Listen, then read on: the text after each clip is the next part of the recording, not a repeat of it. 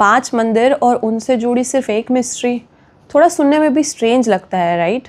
तो आज हम बात कर रहे हैं पंच केदार के बारे में। पंच केदार यानी 5 शिव जी के अलग अलग मंदिर जो सिर्फ एक ही कथा से जुड़े हैं।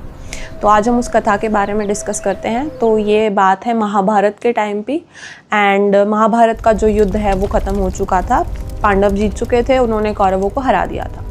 उसके बाद जब पांडव मतलब ये सब जीत वगैरह के बाद वो सोचते हैं कि उन्होंने अपने ही भाइयों की मतलब उनके अपने भाइयों का मर्डर कर दिया एंड ऑल, और उनके ऊपर जो है मतलब पश्चाताप से वो रिडन थे कि उनके ऊपर बोझ है अपने भाइयों को मारने का, अपने कुल का वंश करने का एंड ऑल। तो उन्होंने क्या किया कि अपने जो सक्सेसर्स हैं उनको अपना राज्य मतलब कारोबार वगैरह सब सौंप दिया, और उन्होंने सोचा कि चलो भगवान शिव जी के पास मतलब जाते हैं और अपने जो इस बोझ को हैं वो उतार देते हैं। तो सबसे पहले वो गए वाराणसी के अंदर। वाराणसी में जाके उन्होंने भगवान शिव जी के लिए मतलब प्रार्थना वगैरह की, लेकिन उनको भगवान शिव जी नहीं मिले। ऐसे बोलते हैं कि भगवान शिव जी उनसे नाराज़ थे कि उन्होंने ऐसा ऐसा किया है। तो फर्स्ट ऑफ ऑल जो वाराणसी का जो उनका गए थे वो वहाँ पे शिव जी छुप गए थे, ऐसे बोलते हैं। उसके बाद क्या हुआ, और छुप के उन्होंने ना जो बुल होता है जो भगवान शिव जी का जो पेट है उनका फॉर्म ले लिया। उसके बाद जब वो वाराणसी से थोड़ी आगे निकले तो भीम को बोलते हैं कि भीम को वो जो बुल जो भगवान शिव जी का फॉर्म था वो दिखा।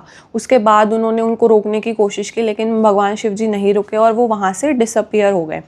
एंड उसके बाद मतलब फिर उन्होंने थोड़ी बहुत प्रेयर की, तो फिर वो जो बुल है वो अलग अलग जगह यानी 5 अलग अलग जगह वो फॉर्म हुआ। मतलब जैसे केदारनाथ में जो बुल का हम्प होता है ना जो वो निकला, और तुंगनाथ में उनके आर्म्स निकले, कहीं से कुछ और कहीं से, मतलब 5 अलग अलग पार्ट्स में जो वो बुल है वो निकला, और वहीं पे पंच केदार बन गया।